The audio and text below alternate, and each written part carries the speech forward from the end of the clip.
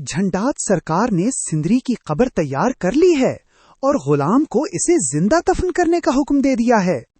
यकीन मानिए दोस्तों, ये कहानी अब एक ऐसे मोड़ पर आ गई है जहां से वापसी नामुमकिन है। हैं? क्या आपने कभी सोचा था कि झंडात सरकार अपनी ही नस्ल को खत्म करने के लिए इस हद तक गिर जाएगा? अब तक आपने देखा कि सिंदरी बेगुनाह है, लेकिन हवेली के दरो दीवार उसकी मौत की गवाही दे रहे हैं। उफ, वो मंजर कितना खौफनाक होगा जब गुलाम को अपने ही हाथों से उस लड़की को मिट्टी में दबाना पड़ेगा जिससे वो मोहब्बत करने लगा है। लेकिन असल कहानी तो अब शुरू होती है। खुर्शीद बेगम, जो पिछले 22 सालों से खामोश थी, अब उसने अपनी जबान खोल दी है। वो जानती है कि सिंदरी ही उसकी वो बेटी है जिसे पैदा होते ही मरवा देने का दावा किया गया था। अब जरा सोचिए, अगर खुर्शीद ने अदालत में ये साबित कर दिया कि सिंदरी ही आशिक अली की असल औलाद है, तो झंडात का क्या बनेगा? झंडात ने जाली कागजात तैयार कर लिए हैं ताकि वो सिंदरी को एक नाजायज लड़की साबित कर सके। वो चाहता है कि सिंदरी को हमेशा के लिए रास्ते से हटा दिया जाए ताकि हवेली की जायदाद पर उसका कब्जा बरकरार रहे।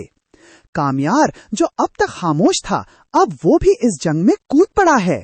उसने ठान ली है कि वो सिंदरी को इस जहन्नम से निकाल कर रहेगा। लेकिन क्या गुलाम इसका साथ देगा? गुलाम की वफादारी अब एक इम्तिहान में है। एक तरफ उसका मालिक है और दूसरी तरफ उसकी मोहब्बत।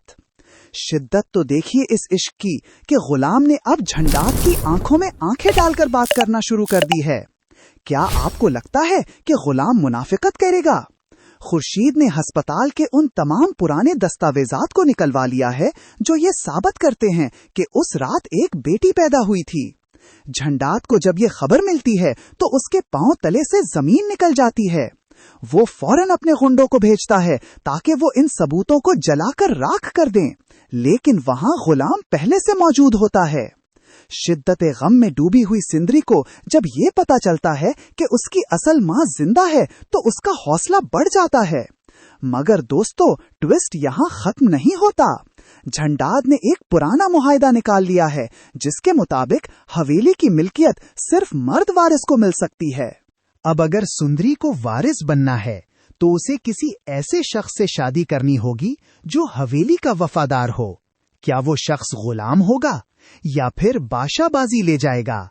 यकीन मानिए, ये किस्त आपके रोंगटे खड़े कर देगी। हर मंजर में एक नया डर और एक नई उम्मीद छुपी है। सुंदरी की मौत का मंसूबा बन चुका है, लेकिन क्या मौत को शिकस्त मिल पाएगी? झंडात सरकार ने सिंदरी की कब्र तैयार कर ली है और गुलाम को इसे जिंदा दफन करने का हुक्म दे दिया है।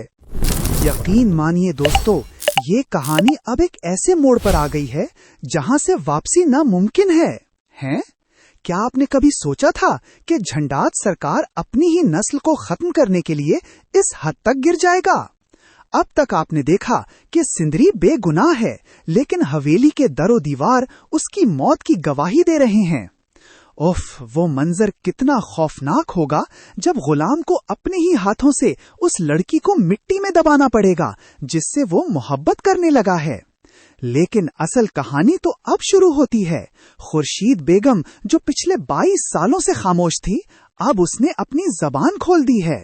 वो जानती है कि सिंदरी ही उसकी वो बेटी है जिसे पैदा होते ही मरवा देने का दावा किया गया था। अब जरा सोचिए, अगर खुर्शीद ने अदालत में ये साबित कर दिया कि सिंदरी ही आशिक अली की असल औलाद है, तो झंडात का क्या बनेगा? झंडात ने जाली कागजात तैयार कर लिए हैं ताकि वो सिंदरी को एक नाजायज लड़की साबित कर सके। वो चाहता है कि सिंदरी को हमेशा के लिए रास्ते से हटा दिया जाए ताकि हवेली की जायदाद पर उसका कब्जा बरकरार रहे। कामयार, जो अब तक खामोश था, अब वो भी इस जंग में कूद पड़ा है। उसने ठान ली है कि वो सिंदरी को इस जहन्नम से निकाल कर रहेगा। लेकिन क्या गुलाम इसका साथ देगा? गुलाम की वफादारी अब एक इम्तिहान में है।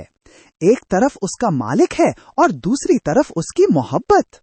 शिद्दत तो देखिए इस इश्क की कि गुलाम ने अब झंडात की आंखों में आंखें डालकर बात करना शुरू कर दी है। क्या आपको लगता है कि गुलाम मुनाफिकत करेगा? खुर्शीद ने अस्पताल के उन तमाम पुराने दस्तावेजात को निकलवा लिया है जो ये साबित करते हैं कि उस रात एक बेटी पैदा हुई थी। झंडात को जब ये खबर मिलती है तो उसके पांव तले से जमीन निकल जाती है।